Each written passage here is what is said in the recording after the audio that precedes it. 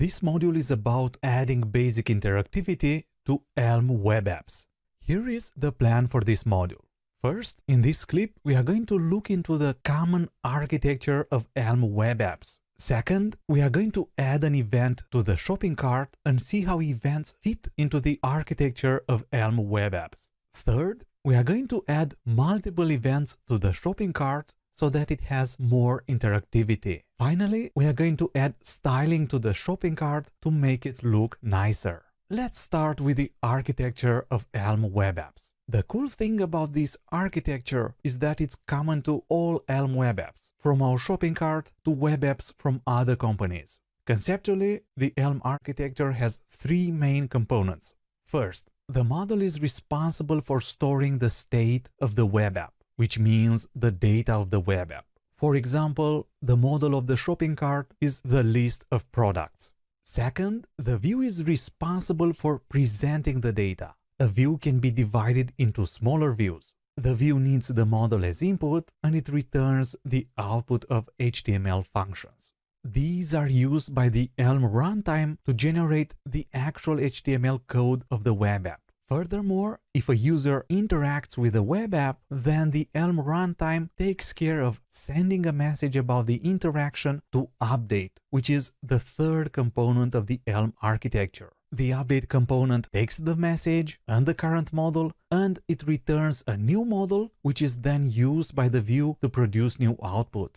This cycle is executed continuously so that Elm web apps have a clear separation of concerns for implementing interactivity. Let's use our shopping cart as an example and see how to create a new model for it. The shopping cart has 3 rows. For simplicity, let's consider the model is only about product names. Products model is a list of 3 records with the names of the products: cheese, bananas, and milk. Let's see how to create a view for each of these rows. View is responsible for presenting data from the model. Here is how to create a view for a table row. The item view function uses a row model as input to display the product name. To display all rows, use the list map function to call item view for each table row. To understand how list map works, here is an example of calling the map function. The first argument is an anonymous function that increments its argument. The second argument is a list of 3 numbers. The output is a new list with the incremented values. The function was applied to each of these numbers. We can use the same approach for our shopping cart. This model is a list with 2 records. We need to call the item view function on each individual record. List map solves this elegantly. It returns the result of applying the view function on each record. Let's have a quick demo and separate the model and view for our shopping cart.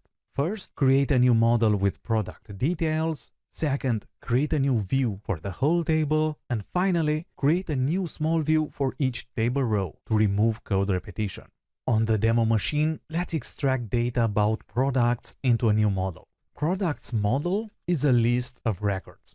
The first record has name equal to cheese, photo equal to cheese.png, and quantity equal to 1. Copy this record, comma, and paste. The second row has bananas, bananas.png, and quantity of 3. Paste one more record and set to milk, milk.png, and 2. Move the cursor to products model, press Ctrl- to get code actions, and add inferred annotation. Looks okay, although quantity is a number instead of an integer, so let's update it and save the file. The new model is ready. Let's create a new view for the whole table. Close the panel terminal to see more code. Cart view has a model argument and it returns the whole outer div view from main. Let's cut and paste it into the cart view definition.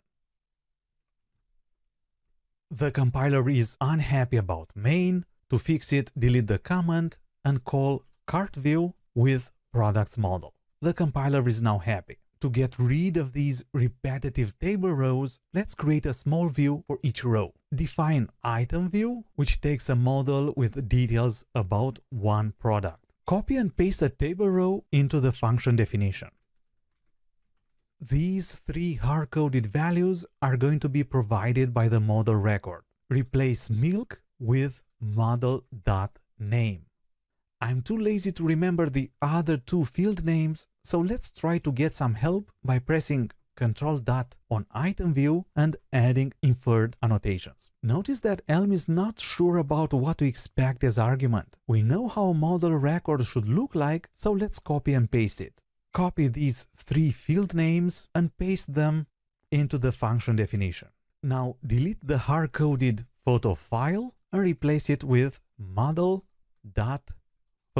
Notice that we get this nice autocomplete which makes life easier. Finally, replace to with model.quantity. Oops, the red squiggles show that the compiler is no longer happy. Hover the mouse and notice the type mismatch error. We need to convert the integer into a string. Use some left piping to call string from int and send the resulting string to the text function. The error is gone. Very good.